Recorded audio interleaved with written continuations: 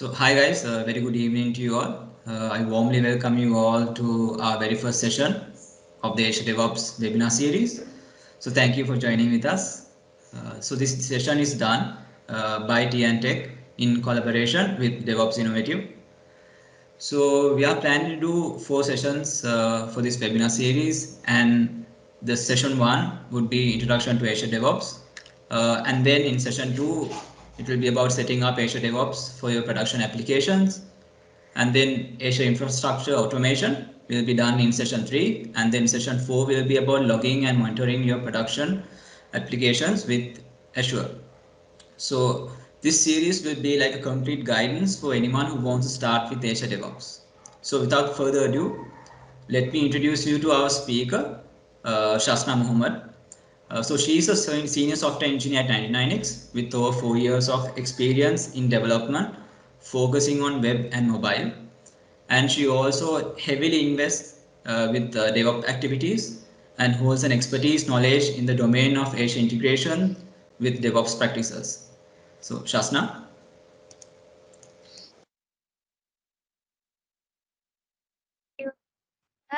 For today's session, as he mentioned, we'll be looking on the introduction to Azure DevOps. I'll start sharing the screen.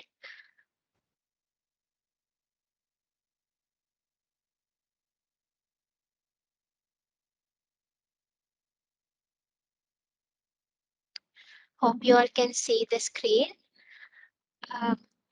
As the introduction to Azure DevOps, today we'll be going on these items as the agenda I have added first. We'll look on what is the Azure DevOps and let's understand the Azure DevOps services. And let's look on a workflow on how the Azure DevOps services, an app service deployment happens through Azure DevOps. And finally, we look into a real-time example with exploring the Azure DevOps services and look on how to build and deploy Azure Web App using Azure DevOps. Okay, first let's see what is Azure DevOps. Here we have a simple definition that this is a SaaS, that's a software as a service platform from Microsoft, that we use it for developing and deploying software. You might have heard this when we need some CI/CD pipelines and when we need to manage all the project management. For all these process, we can just use this tool from Microsoft that is just a platform that we have as a software as a service. And it has several services. Mainly we have these services of Azure Board, test plans, pipeline, artifacts, reports, and many more.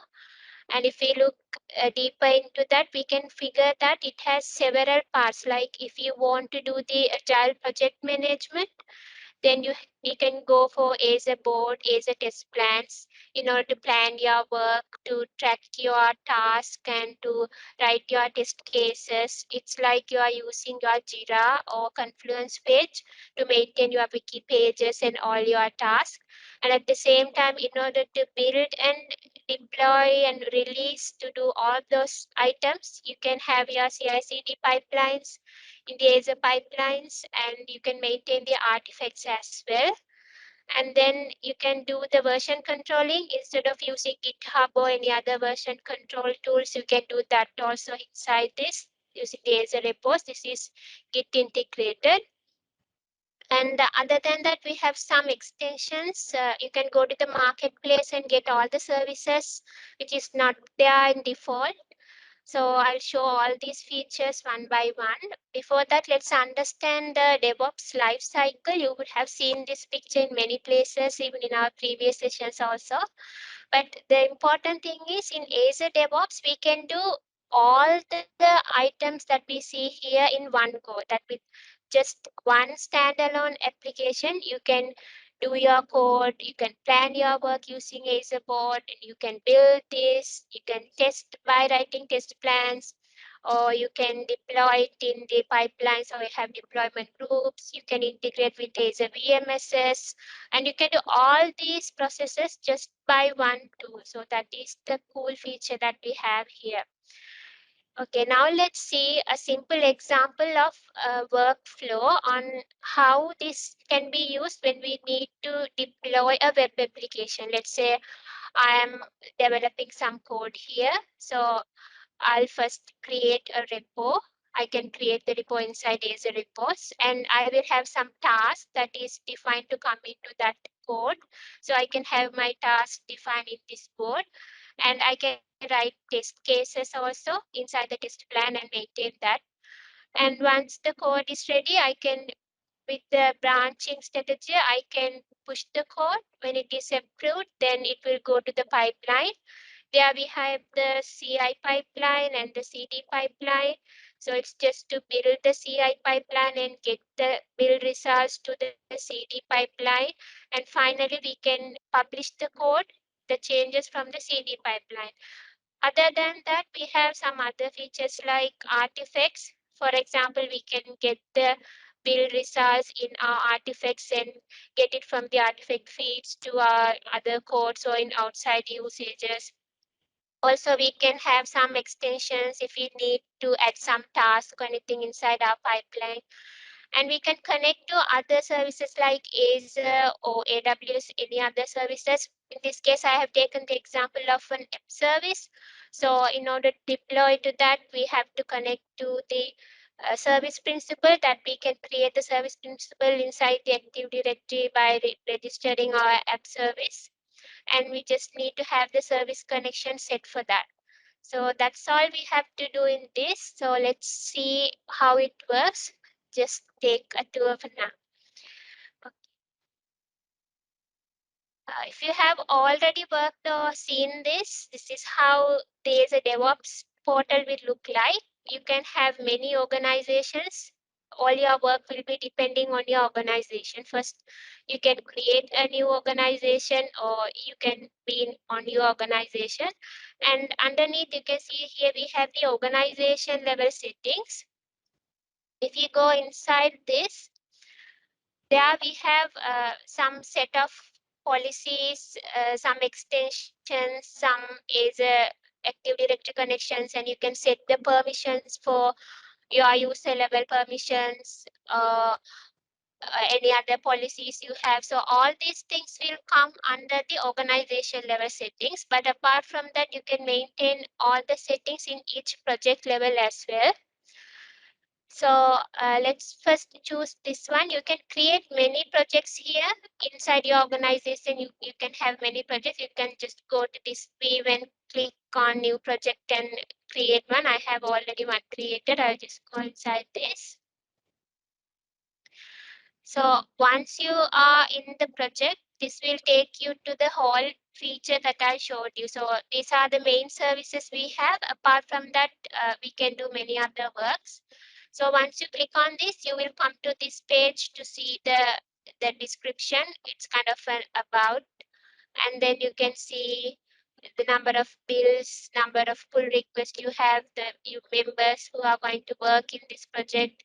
Also inside the dashboard, you can see the same kind of information on how many bills are running, uh, how many bills failed, and what is the latest build, and the other information regarding all your project. And you can go to the wiki page. Here it is like you are maintaining your knowledge sharing information. You may have wiki pages to have your Confluence documents to share your knowledge, to have your specifications. You can put everything in here. And then the boards. Here you can use this instead of Jira, that you have your work items, like you can create a new work from here. You can assign it to someone, maintain the state of it. Can be a task or a test plan or story or anything. And here we have the backboards. Boards is for, let's say you have a Kanban practice. So obviously you will need Kanban board to maintain the status on to move from to do to doing and then done likewise. Also, you have the backlog. You can maintain all your backlog items. You can keep track on what are the available tasks and what are the tasks that you have to do. Also, you can see the sprints in the next side. or you can go to the sprints inside this view, and there also you can view the sprint details. If you are following sprint and scrum on that practices, this will be very helpful to see on which sprint starts on when and so many details. And here the queries is another cool feature that we can simply filter our task to see on what kind of items we need. For example, if we go to the new query item, then we can specifically say, okay, I need the work items which are issues, and I want to see the state, all the issues which are closed. So when you just run this query, this is going to give you if there's any closed issues, all these things will come under here, and you can save this query for future references as well. Or you can just keep a query and look it on every day. Like for example, I have one for open bugs. So when I go inside and run this query, this will give me all the open bugs that I have. And we have the delivery plans. Delivery plans is what many projects need in order to focus our deliveries to maintain the project delivery. Here we can see where we are now on and which sprint we are now, what are the tasks we have remaining, what are the previous sprint works that we have completed, so and so. So you can draw this like a Gantt chart or any other ways you need, and you can maintain all your work. And next, instead of going to this one, I'll go down to the test plans because this is directly connected to the boards. Here you can see your task of test plans. You can create test suits and you can have the test cases and run those tests. So this is directly connected to the board work item that you add in there. So once the tests are added, you can run this. Once it is executed, you can see, okay, this is passed or this is failed likewise. Also, you can see the progress report on how many tests are passed or how many tests are there, need some improvement on all these things. You can filter from here. And here we have the test runs. Once you run your test, you can see how many of them are manually run. You can do the exploratory testing as well, or you can do the test runs from your pipeline. When you have some code and some test files that to be run from your code, you can run through your pipeline, and once that run is success, then you can come to here and view the test results. So this one is from the pipeline and these two are just manual runs. Okay, so likewise we can do all the project management stuffs within this board, test plans and all these areas. Now let's move to the most common feature, that's the repo and the pipeline. So you can create multiple repositories here in Azure DevOps that will help you to maintain your code, your version controlling, and many features. So once you come here, you can see that I have two repositories. You can choose whatever the repository that you are going to work with. And here you can choose the branch on which branch that you have to work on. Okay, now let's look on to the pushers section. Here we have some set of pushers that we made to the master branch, and we can see the status, whether it is succeeded and who made that, and some information about all those pushers. And inside the branches section, we can see we have different branches called demo, master, and the commit, the last commit, the author of the branch, and the status of it, and many other information. And in the tags section, we have tags for the release. So when we are going to make a release, we can just tag it to make sure that we are maintaining the versions as it is, and we can control the versions for commits or releases. From here, we can add a new tag. And then in the pull request section, we can see the active pull request and what are the completed pull request and the status of that on when it completed and where it got merged and so other information. Okay, now let's see under the branches sections a common feature that we need in industrial scenarios when we are going to make some changes into our main branch. Let's say some developers are working on some feature implementation when they want to merge the changes to the main branch, which is, let's say, master. Then before we merge the changes, we need to make sure that that change is completely merge, not going to make any issues to the master branch. That is, it is good to be merged by checking it on different conditions. It must have some reviewers there to review it, and it should not have any comments to fix. So likewise, we need to have some policies to set to the master branch or the development branch which we set as the main branch. So in order to do that, we can go here and click on the branch policies. Once we click on this, we can set the branch policies for that branch. For example, I have some branch policies set for the reviewer. So in this case, it says that there must be only one reviewer to review this. If not, we are not going to merge it. And we can say that this must have all the comments resolved before we merge. So it's a required condition. And we can even check for the linked work items. So if there's any work items here that we have that is they are to be linked, it can be mandatory as linked to be there. And then inside the limit merge types, there we can say, okay, should not have any no fast forward. And inside the build validation section, we can say, okay, we have a build validation to do before we merge the PR. So this is a quality gate, that this is a build that I have added. You can see inside this I have some set of pipelines. So these are the build pipelines. I'll show you under the pipeline sections what we have in there. So we can set a pipeline to run before we merge the code for the changes that we have in that PR. So this is going to trigger automatically right after we make a PR, and this is a required policy to it. Has to check for the changes and it has to run and succeed.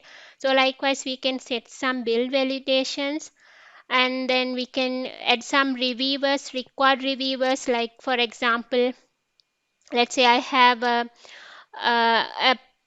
a folder called pages. So whoever going to work in that area is that particular feature persons going to work in that area will have to have their codes be merged with the approval of this particular reviewer who is specialized in that particular feature.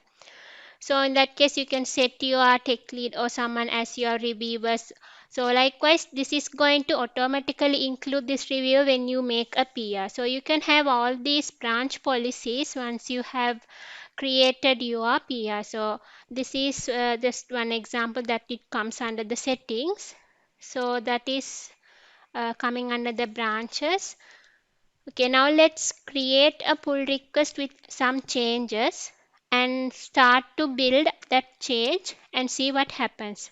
For that, I'll go to the files. I'm not going to use my local Visual Studio or any IDE, but I'm just going to make changes here itself. Let's go to this page. Under the pages folder, we have the index, the very first view that we'll be seeing. Here we cannot change anything inside the master branch. You saw that it has so many policies, so that instead of working on that, I'll create new branch. Let's say it's demo 1, and when we are creating a branch, we have to give the work item. It is not mandatory. We can link the work item from this board that we have. Let's say I'm working on this task, so this is linked to this particular item. So that is the change that I'm going to make.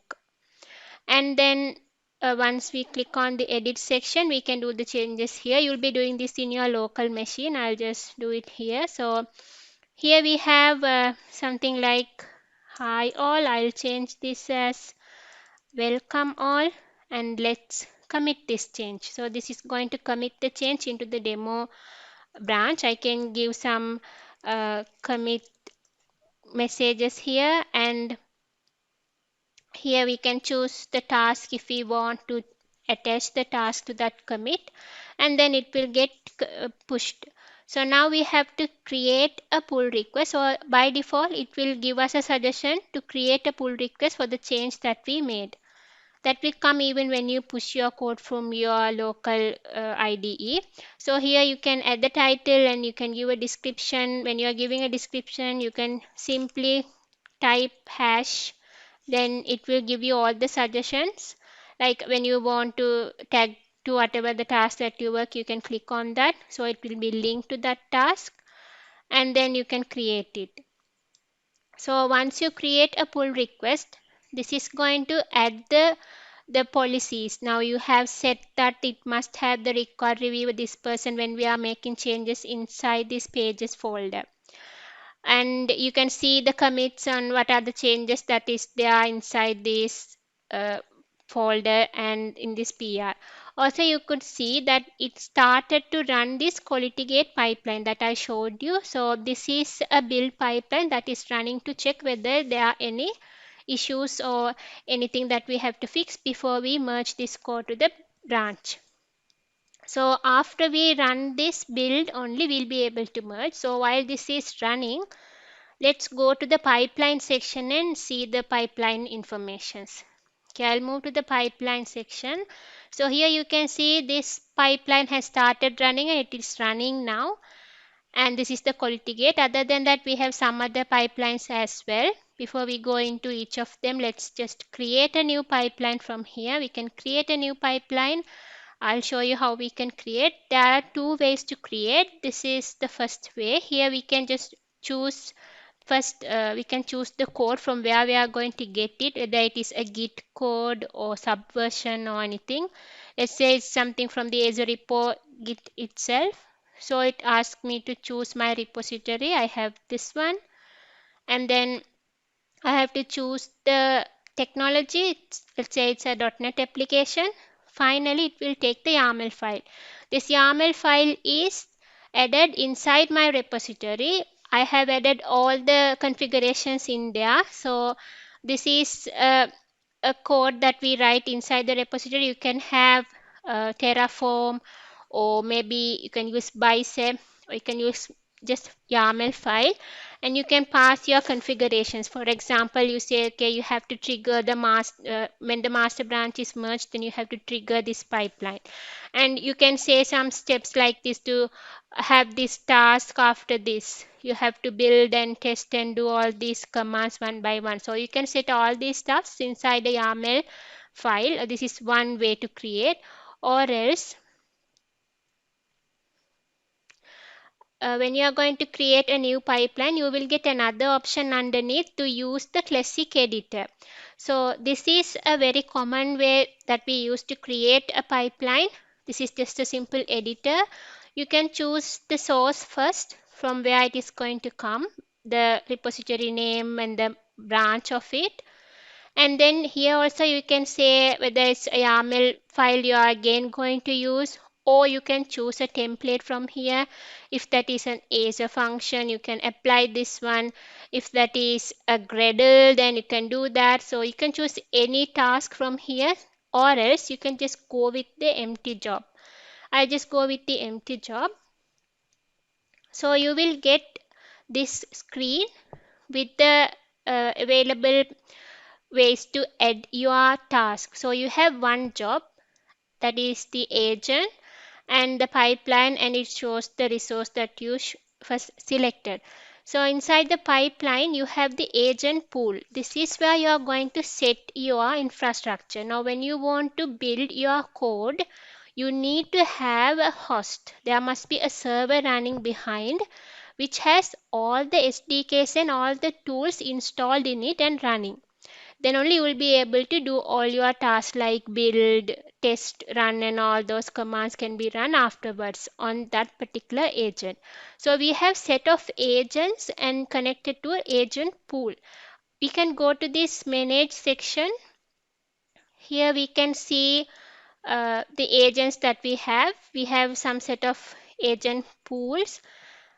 By default, we will see this Azure pipeline and the default, which comes within Azure DevOps. So you don't have to worry about configuring anything, the infrastructure, adding a SDK or any installations. It will have all the main infrastructure that is commonly needed. Or else you can create your own agent. This is another example of what I have created by having a virtual machine scale set. So you can install the necessary SDKs if you have some specific versions to be installed, a previous very old version. So you can just install by going into that server and connect to that server as an agent here. So once you add an agent, that will come here as an option to choose under the agent pool. But you can directly go with the Azure pipeline, or you can select the VMSS one or any other stuff.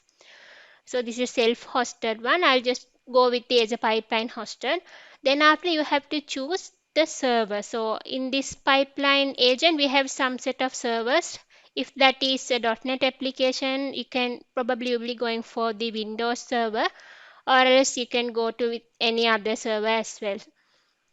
Likewise, you can specify your pipeline configurations at first by specifying the agent and other information. And then here you can get your resource from here, that the Azure repo, Git, or whatever the repository that you mentioned before will be available here. And underneath, this is the place where you're going to add your task in. So this is the job that you have. This is inheriting the pool, the agent that you set before. And you can add tasks inside this. So this is a web application, a .NET Core web application. So you will need to have the task to build a .NET Core. So you can simply select the task from here and click on add. And at first you will have to choose what are the commands that you have to run.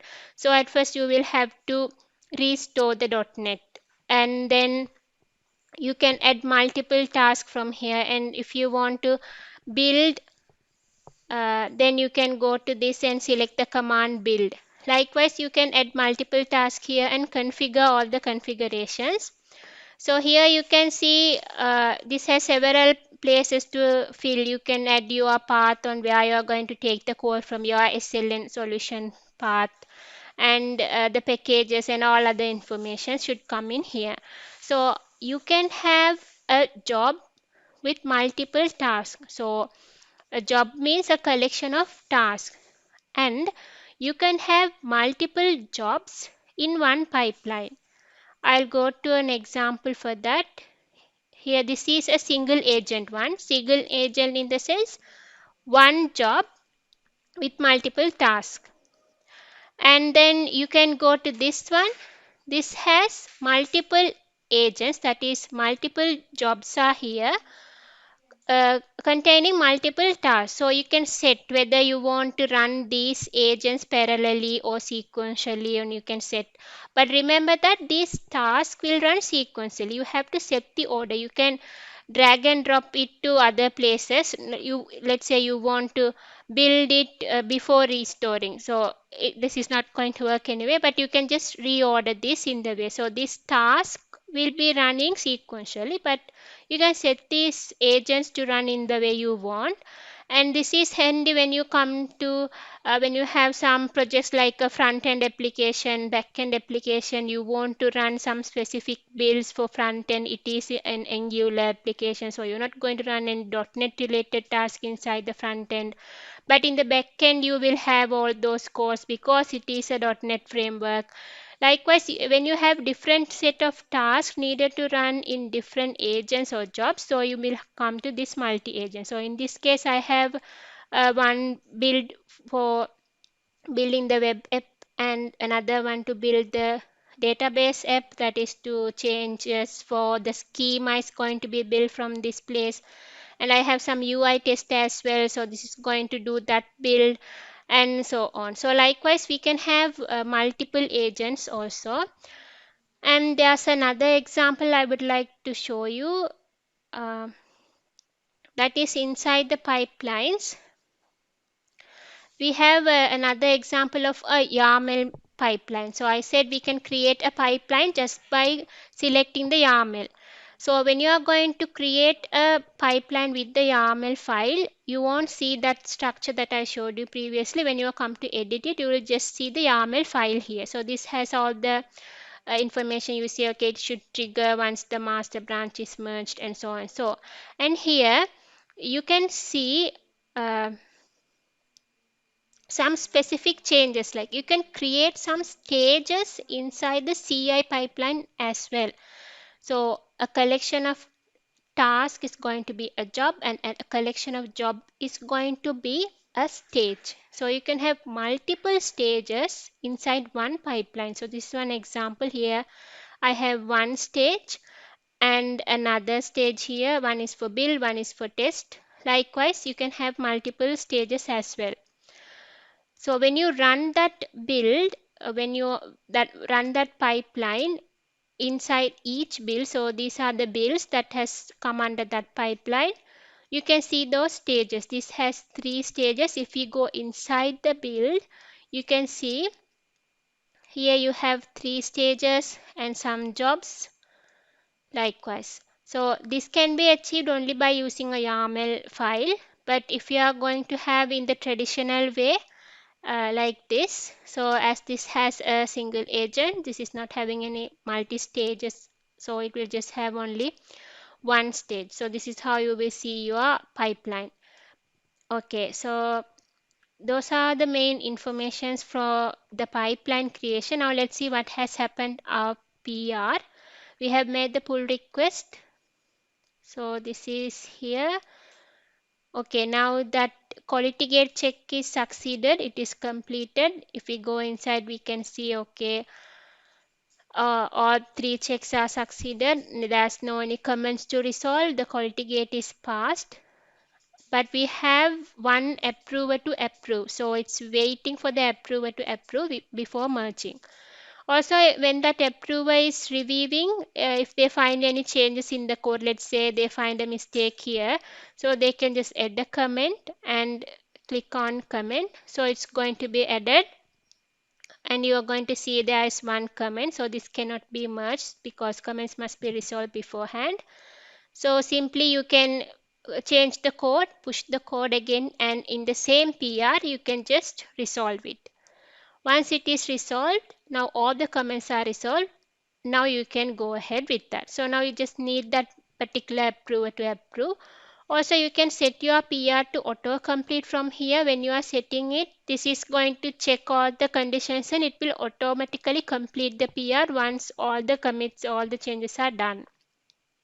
So in that case, if you tick on this, it will delete the branch, that branch that you created now. Or you can just close the task that is related to this by here, or you can do anything you want. I'll just delete this and set it to autocomplete. So once this reviewer approves this from here, so it's myself, so I'll just approve, then it will automatically complete, and this change is now merged and the branch is now deleted.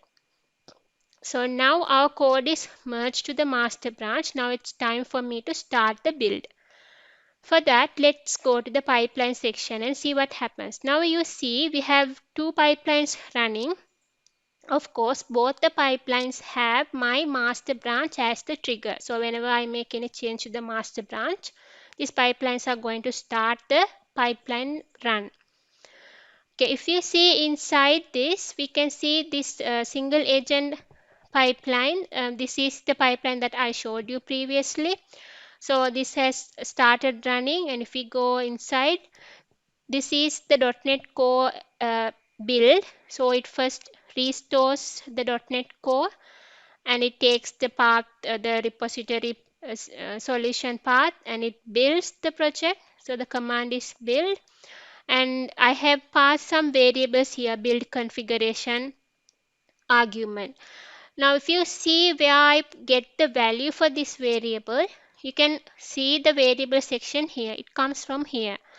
Here we can set the variables that we want to have inside the task. For example, that build configuration is inside the variable group. Here we have a variable group. Now if you want to have any variables with some different values, you can add it from here. Or if you have any set of variable groups, let's say you pass this particular build configuration with the value of release in many pipelines, in many projects, this is the same variable you are going to use. So you can simply go to the library and create a variable group and attach it to here. So it will just link the variable group from here. Or else you can specifically mention the variable only for this particular pipeline. So that is the variables, or you can have some predefined variables as well. There are some variables in Azure DevOps that is needed when you are building your task, because those variables are used mainly inside the pipeline, mainly inside the agents. For example, I'll show in this task, we have the build artifact staging directory. So this is another variable, but you didn't see this variable in somewhere here. I have not set the artifact directory or inside the variable group. But this is a predefined variable. This is the path of where that we are going to get the artifacts from. And here we have to get the code, and inside the agent that we created for the pipeline, we have to store the build artifacts. Finally, once the artifacts are stored in that agent, we can refer it in our release pipeline, in our CD pipeline, in order to get the build changes and do the deployment. So this is another example of the predefined variable. So we don't have to set the path of the agent inside the pipeline. It will automatically take the path from there. And here we have another variable, build number. This is also a predefined variable. The number of each build is going to be taken as a variable, and we can set the format of this number. If you go to the options section, you can see we have a format set here, the date, year, month, and then an auto incrementing number. So whatever the build that is going to get in this pipeline will be in this format. And you can set many other effects here. I'm not going to go through everything. And then the triggers. So this pipeline started right after you set your build. So when you click on see on the trigger section, you have the .NET Core Web App. The continuous integration is going to go for this, and you set the continuous integration enable, and it is set for the master branch. So every time you make a change to the master branch, this is going to start triggering the pipeline running. So this is another handy way for triggering your pipeline. So likewise, this pipeline is just going to restore .NET and then build and test, and finally it's going to publish the build artifact, and the artifact will be the published, copied artifact will be published to the staging directory, and it will be consumed from your release pipeline. Okay, that is what is happening in this pipeline. So now the build is completed. If we go inside, we can see what we have in there. So the first build up here is the build that we ran now.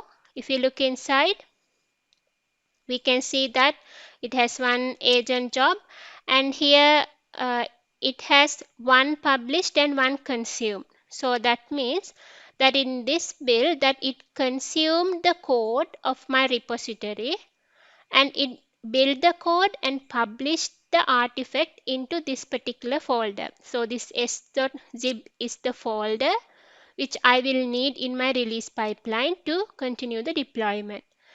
Okay, so now let's move to the release section. Or before that, I have to show you some other pipelines. I think I forgot to show something.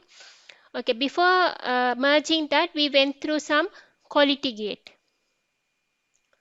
So this is the quality gate pipeline that we had previously, and inside this quality gate pipeline, if we go inside, so this is the pipeline that we run when we wanted to make the PR. Right after we made the PR, it started to run this pipeline.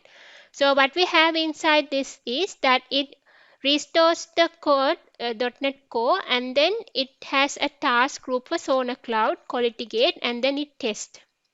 So in this pipeline, what I am doing is I want to check my code to be verified from Sonar Cloud, whether it has any issues or not, before I merge it to the master branch.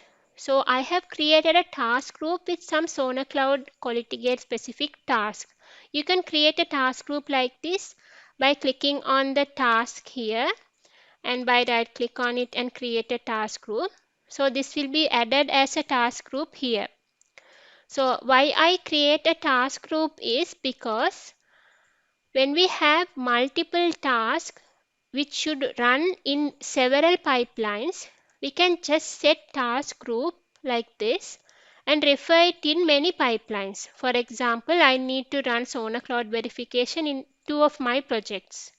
So I need to have same set of Sona Cloud tasks in different projects. So I'm not going to repeat it in every places, but I'm just going to have a task group and refer it in many pipelines. So you can see inside the build pipelines, I have 2 pipelines which is referring this task group.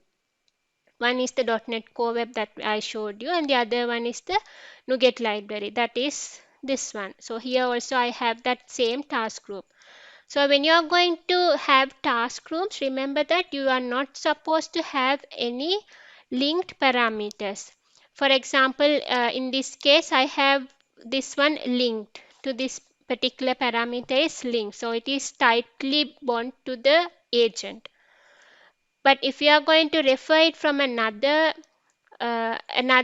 task group, then in that case you should have your variables passed by your pipeline. So for example, in this task group, I have the Sona Cloud integration. I have to give the project key and the project name with the Sona Cloud connection. So this is my Sona Cloud account. I have some issues. We can see the number of bugs, number of vulnerabilities, and all those information for this particular project. So in order to connect to that project, I have to give the connection endpoint and the organization and information, and I have to specify the project key of this particular project that I have. I can have many projects in Sona Cloud. So all those informations should be there. Where was I?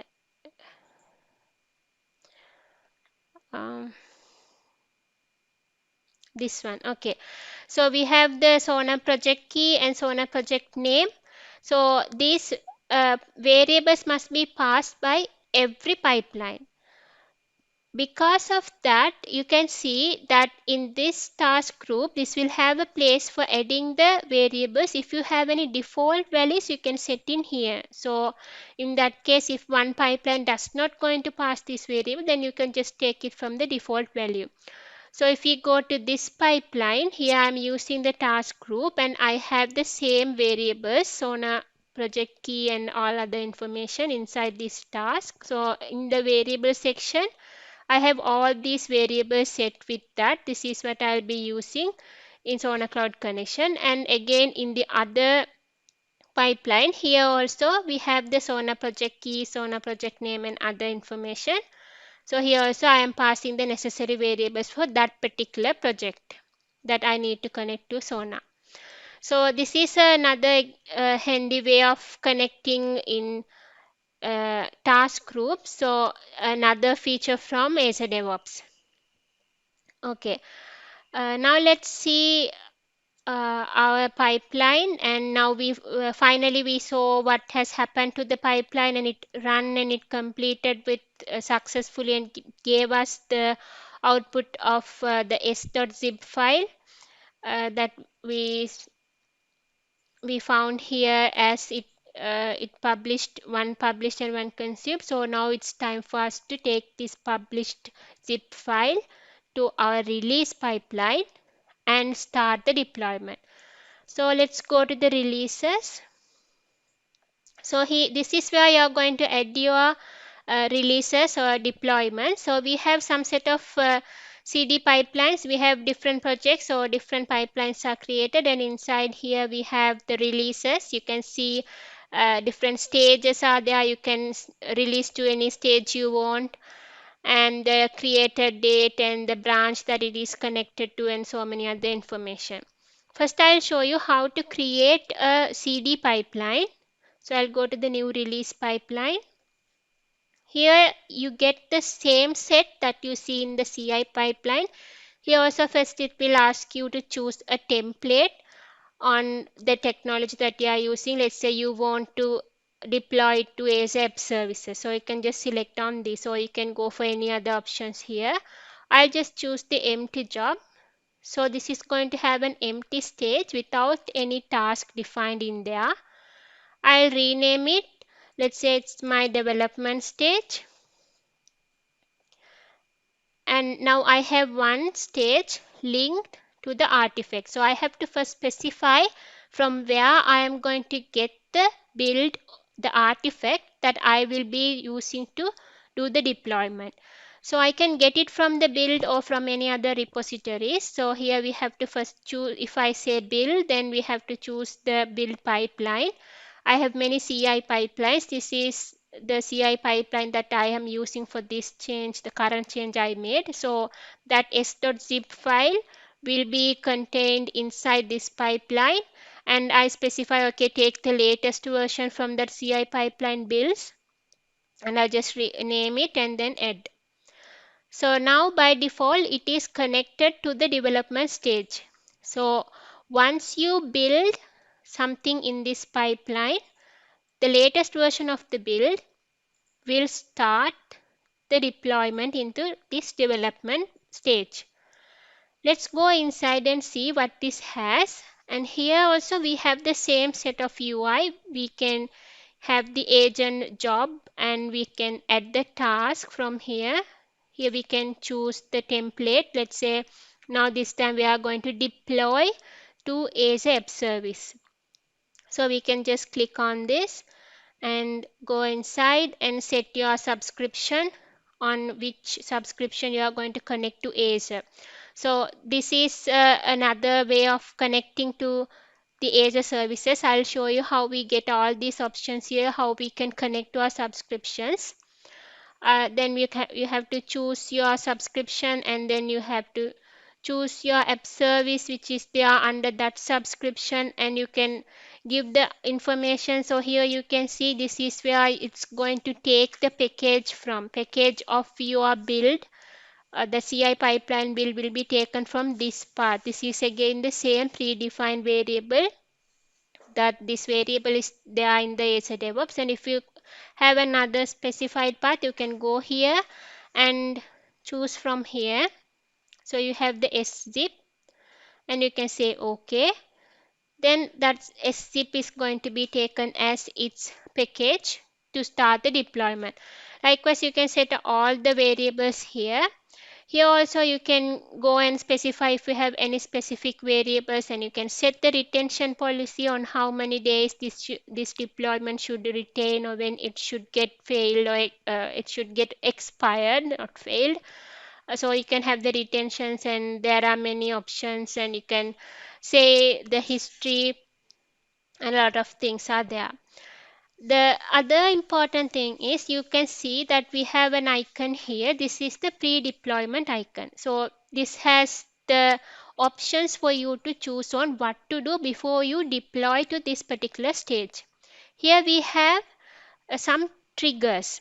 Now when you are going to start a deployment, you can just start it by the build that is success. So after release means this is after the CI build release, this is going to trigger. So you have this connection here. This is what it's going to do. Or else you can set it to manual only. So you do not see that line anymore. That means that you will have to manually set this deployment whenever you need to do the deployment. Anyway, this is going to take the artifact from the path you mentioned here, but this will start only when you manually deploy it. And here we have another option to set the approvals. Let's say you have some specific users who needs to approve before you do a deployment. You can set that approver here. And then you can set the gate. So this is another useful way to do some pre-deployment conditions. Let's say, for example, you have some let's say you have an Azure function to be running before you start running your deployment. Before you run your application, you need to run this as a function. So you can set this as a gate. Or you can say you have some query work items. So this is a handiwork to check on how many bugs you have, or is there any task that you have to complete before you do this deployment, then you can have a gate here. For example, I have a query for shared queries and open bugs, that which I previously showed you inside the queries section. So this is going to check whether there's any open bugs as per that query. If there's any open bugs, then this won't do the deployment, it will stop from the gates.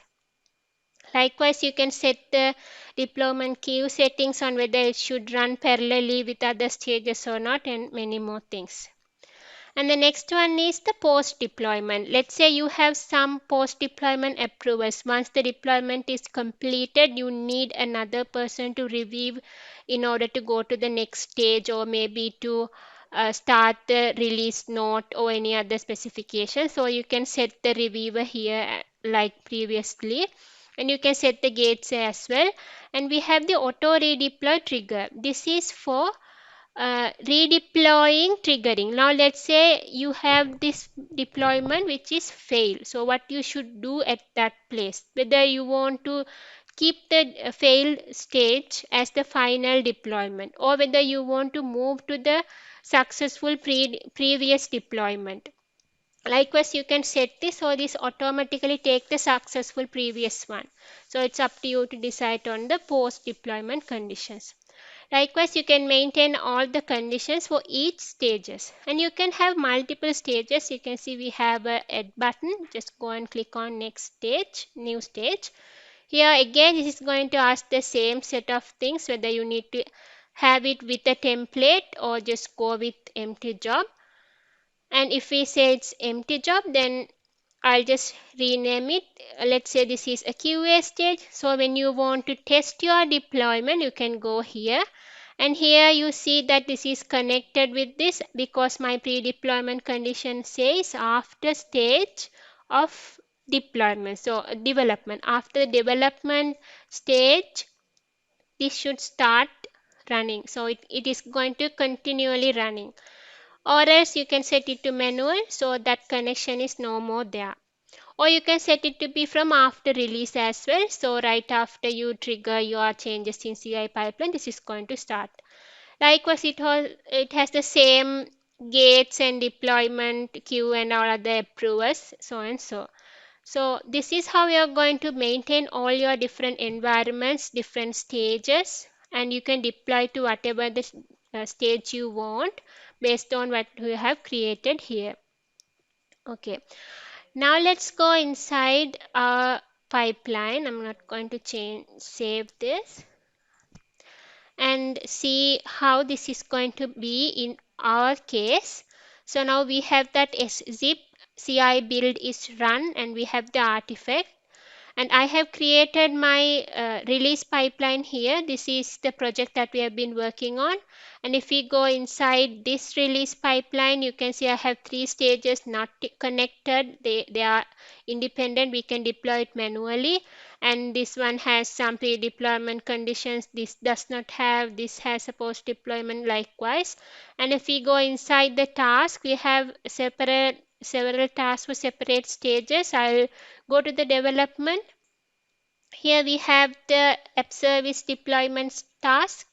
I have given my subscription for the ASAP service, and the app service name is also chosen. And here you see the s.zip folder is also chosen. So this particular app service is what is going to be used for deploying. I can show you that here. Here we have the DevOps connection app. This is the deployment center. I have done some deployment previously as well. Inside the overview, we can see the link for this particular connection app. Here, this is the URL that I have here. Okay, let's go to that URL.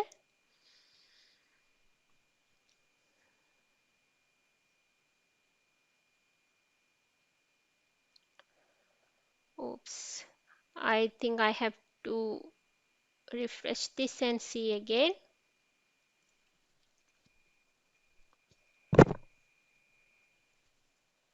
Yeah, I'll show this one. I have previously run this. So currently this has like this, but now I can deploy the changes that I made, I just changed the text over the index HTML and I'm going to deploy it. Let's see what happens. So we can just create a release from here, or we can go to the release pipelines, and here we have the create release button. By clicking on this, we can start a release. So when we click that, it will ask us on which stage we are going to do the deployment to. As this is a manual one, I'll have to manually choose, and here we have to choose the build version. So I'm taking from this pipeline. This is the artifact where I'm going to take, and I'll just choose the latest build and I'll create it. So now this release 19 is started. I'll go and click on this, and here it has many stages. I can simply deploy. None of them are deployed. I'll go to the development and deploy it. If you just deploy to this one, you'll be able to see what happens in the previous pre-deployment conditions, and it will take some time, so that I'll just go to the development and deploy it in there. When you are going to release it, you will be able to see the commits on what are the changes that you have, and the work items on which task this is linked to, and then create the deployment. So while this is running, I'll show you some other features inside the release pipeline. I have another example here. So this is a typical example. Here we have 3 stages. All 3 stages are deployed. So inside this, I can show some special features that I missed previously. So you can see this is connected. We have the preconditions, and then it is going to continually trigger one stage to the other stage. So we have a development stage for development particular deployment, and a QA environment, and a production stage. So if you go to the task section, I'll first take you to the production stage. Here we have some set of tasks. This is going to deploy the web application, and also I have another SQL schema changes application. So whatever schema changes that I need, I'm going to push through this particular task. So in this case, I want to show you the variables. Here we have the Azure SQL Server connected through the service principal subscription, and here we have the authentication type, how we are going to connect to Azure SQL Server. So I'm just taking the DECPEC file and deploying it. Here we have the SQL authentication type. We can connect through the connection string for that server, or we can just connect through the authentication. So SQL Server authentication will ask us to give the server name, DB name, username, password, and all the information. So when we are passing this information, we have to make sure that these sensitive informations are not open to anyone. So you can see I have added those values as variables. Or if you go to this variable section, you will be able to see those information, the server name, username, and other information. And here the connection string. So this is the connection string for that DB.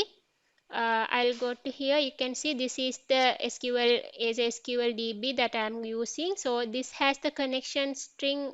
I just copied this connection string in there,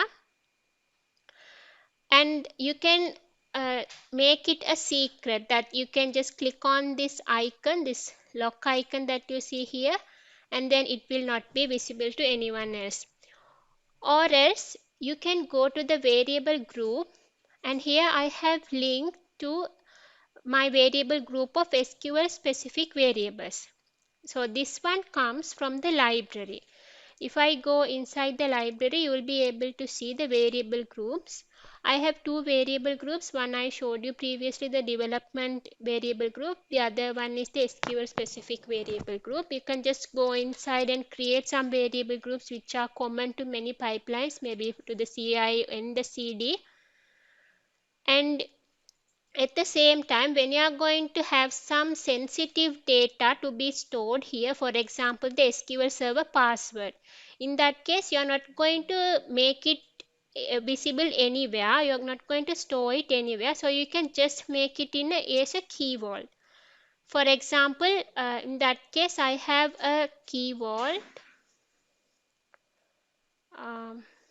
this one. So this is the key vault that has the secret of SQL Server password. So this password is not visible to anyone. It is just a thumbprint that it shows me. So that same SQL Server password is what I am using from this library. So it is just connected to the Azure Key Vault, and I have added the variable here. And here, of course, I have to connect to the Azure through the subscription and then give the Key Vault name. I'll show you all these subscriptions, how we manage all the service connections later. So now we have the password is set from there, and that is another cool way to have a secure way to maintain our data in there. The next thing I want to show you is in the QA stage. Here we have some different set of tasks. One is for I'm just deploying to my web application. I have not considered anything about my database schema changes, because in order to test this, I just want to run the application and then I want to make sure that everything works fine. So you can do a load run, you can have your automations, you can run any kind of runs that you have using Selenium or any other testing tools. So I have just used Selenium here. So in that case, it will first install all necessary tools for that, and then it will do the UI test. For that, you can pass your test from the test assemblies or test plan. Now we have test plan I previously showed from here. So you can pass that to here, or you can get the test assemblies from the file of your project itself, and then you just have to pass the other information, and finally the test results will be published, and you can see the test results under the runs section. If you go to the runs, you will be able to see all the test runs, including your manual run that you manually run for the task that you select. So these two are manually run from the task, from the work item that you chose, or else you can just see all the tests. So this has all the tests, including the tests that run from the pipeline itself, including the two manual run.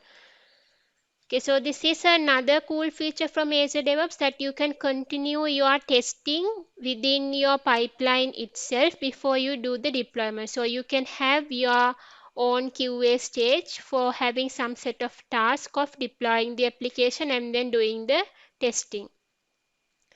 Okay, now I think I completed most of the part from the CD pipeline. Let's see what has happened to our release. So we put this release 19. This has successfully deployed.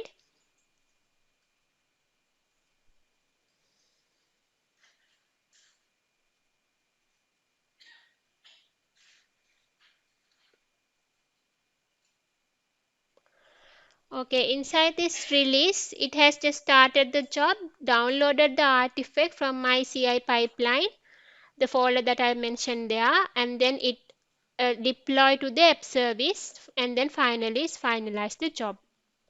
So now, if we go to the DevOps connection app, this is my application app service. If we go to the deployment center, we should be able to see the deployments.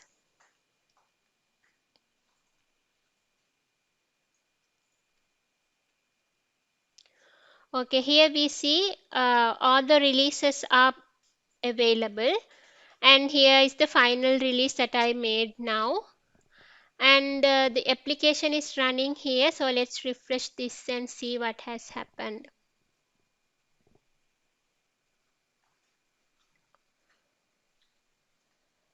Okay, so this is the change that I made in my repository.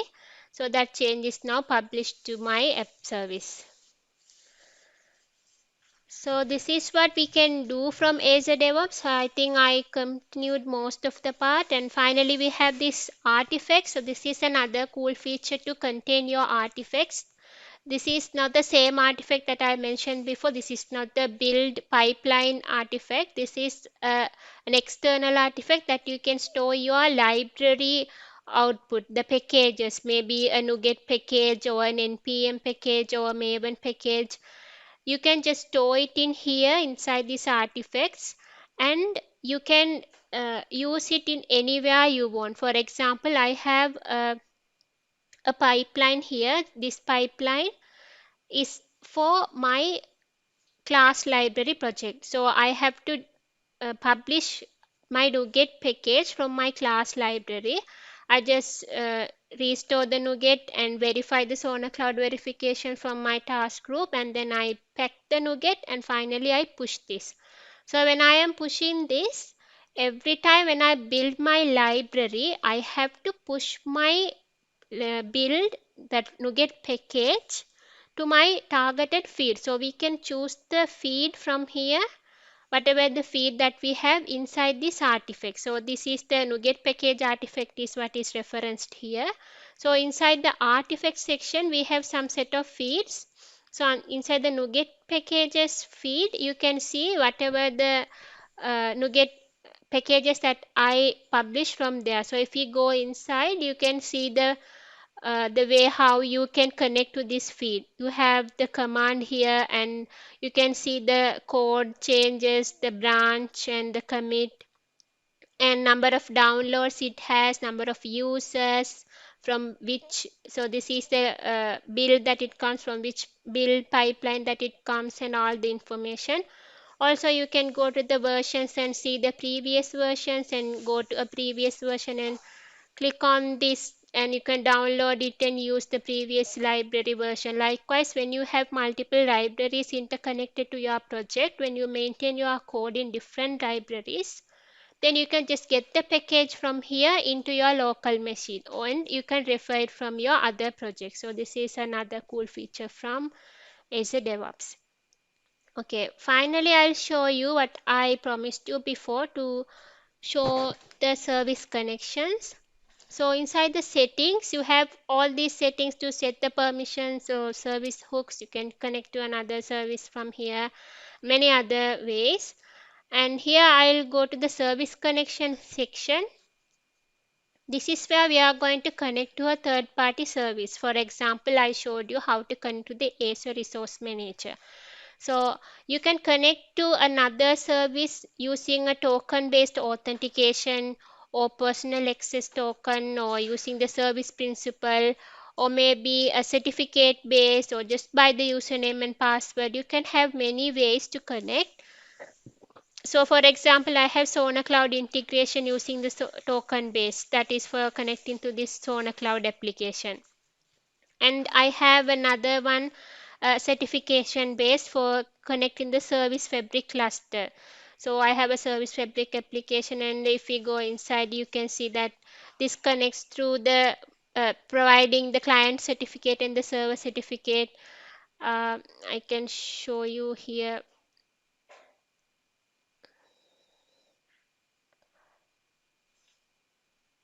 Uh,